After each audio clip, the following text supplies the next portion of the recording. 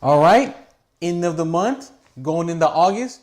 What should we be looking for both in the short term and the long term for these stock picks? What's up, world? Michael EJ here of Economic Stock Pickers, always trying to view the stock market through a different lens. And I have for you all a couple of picks in the short term and a few in the long term. Also, since I haven't really done this before, talk through a little bit of my portfolio. I am one of the few people that actually run a smaller account.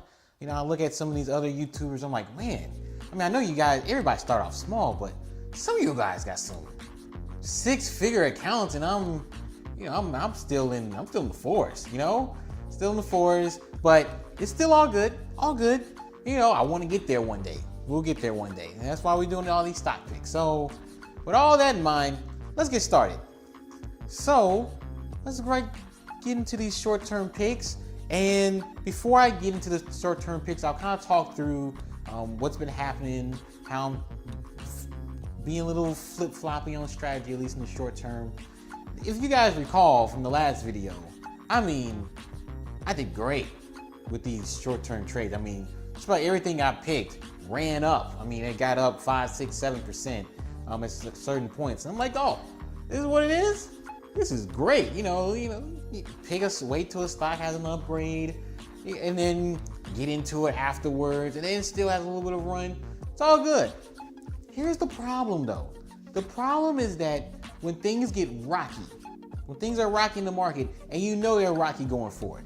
All the talking heads, and you look at data yourself, and you just look at some economic indicators, we're at the tail end of an economic cycle. Things can turn probably not any second, any month now, but next 6, 12, 18 months, man. And the market's always ahead of that. So that it can come at any time in the stock market. And then, you get a little volatility happening. Those stock picks don't hold up as well. If it's based solely on news and it's not held up by actual buying, actual transactions, the stock just popped because of good news, mainly an upgrade. When that is happening, things get a little rocky. Now, I'm not saying you should go fully away from those. But I've learned that, at least in these recent picks, that it might be better to buy some stocks that are supported by some volume, supported by some real cash, at least in the relatively short term, as they hold up a little bit better to any volatility in the markets. And I've learned that I might need to be a little bit more of a probability trader. It's a little bit different. Usually the advice you get is let your winners run and just cut risk everywhere else. Well, yeah, that's kind of worked for me, but I want to try something different. I'm going to try something a little bit different, and it's based off of the accumulation distribution line, like trends either up or down. I get the data from Market In and Out. It's kind of an expensive service, a couple of $100 for like a year's subscription. You gotta spend money to make money, right? So I've been experimenting with that in the mock account.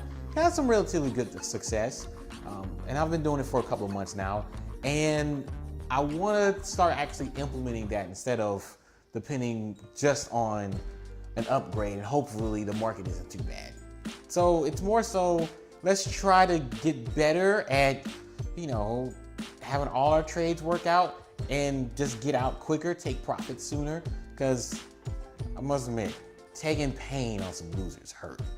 It hurts. It hurted today. Not today, but during the past month.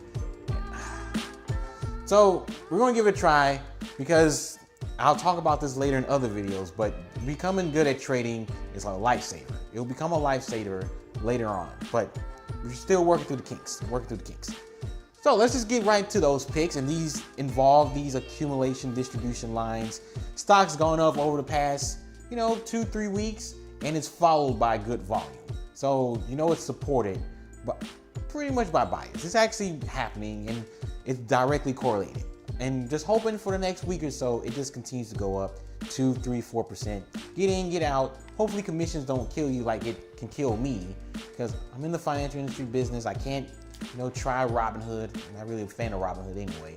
I actually want to try Stash with fractional shares. That's what I'll be trying to do. But if you can get those, even better. For myself, I got to take bigger trades, take larger risk per trade. So we're just trying to cash in, get these little P&L builders, and keep it moving.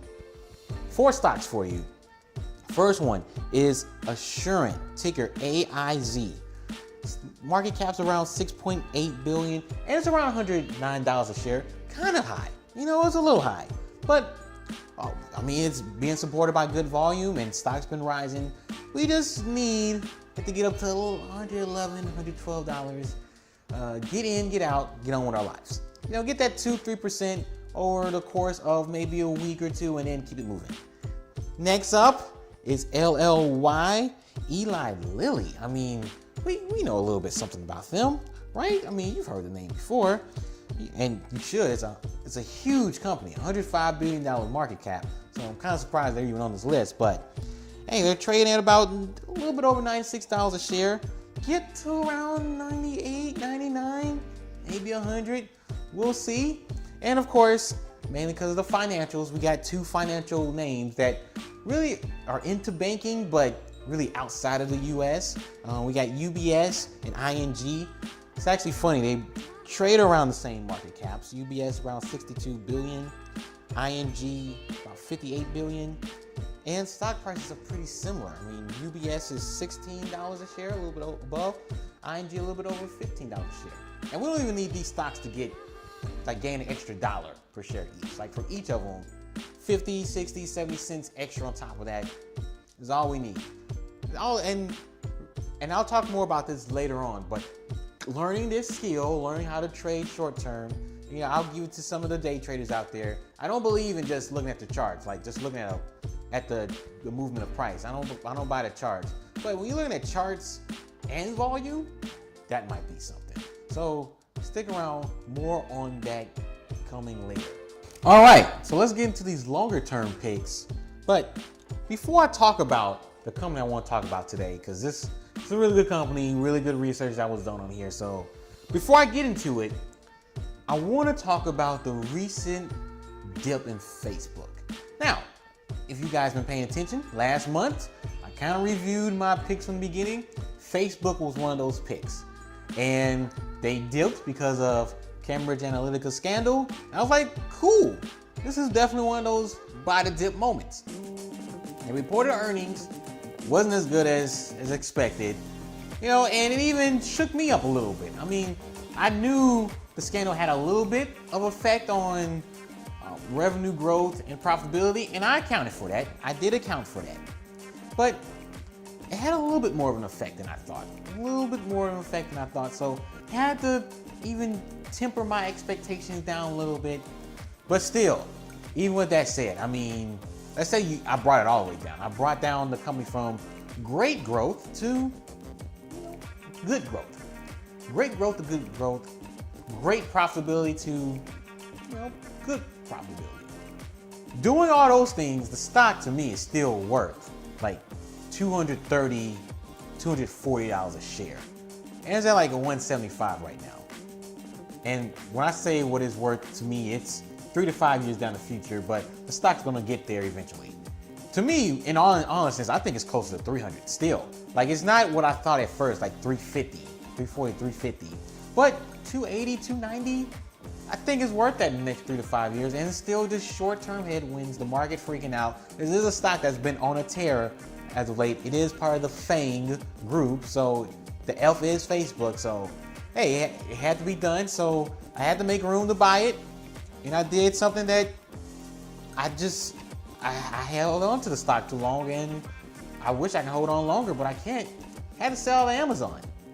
For those who don't know, I mean, at the very end of 2017, bought into Amazon.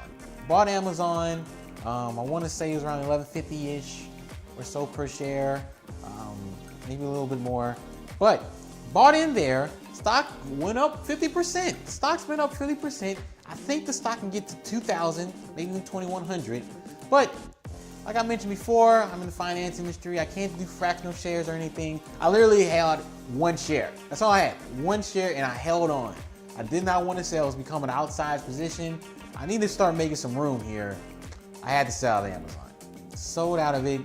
Got my 50% over, a 7-month period. So IRR wise, that's great. That is absolutely phenomenal. But it did hurt. I am the Amazon guy. I don't think the stock is like grossly overvalued, maybe a little bit. But I'm not like Jeremy on the Financial Education Channel, just think it's horrible. It's not. You just gotta look further ahead. It's a different mindset when you're an Amazon investor. But even still, had to create room, buy more Facebook, and buy more of this company, ticker SUPN. Name of the company is Sleeplessness Pharmaceuticals. And the market cap is around $3 billion, trading at about $54 a share today. Now, what makes this company so special? At least to me, they are in the central nervous central nervous system disease treatments. That's what they do. And to be honest, they really focus right now on epilepsy. That's kind of their thing right now. That's the two treatments, and we're going to dig a little bit deeper there. But they have other things in the pipeline later to come. The company started around 2005. Of course, they're in the pharmaceutical business, so long R&D runway, a lot of trials that had to be passed. Didn't really start making money until 2013, just went public. And they have really two main products. Now I'm going to mess up these names. The first one is Trocandin. I want to say it's Trocandin. And it's for epilepsy, and it's the brand name for a generic that can be used. And the base for the generic is Topiramate. This is all horrible. If you're into the healthcare space, these are horrible pronunciations. I'm sorry, but it's still very interesting. So this generic is used to slow down brain cells. So for epilepsy, when you start having these episodes, your brain cells just speed up. They speed up, and that's what's causing the different problems that are out. The shouting and all this. So your brain cells just had a moment where it started moving too fast. They use the generic and added some extra things to kind of slow down those brain cells, which limits the amount of episodes you have.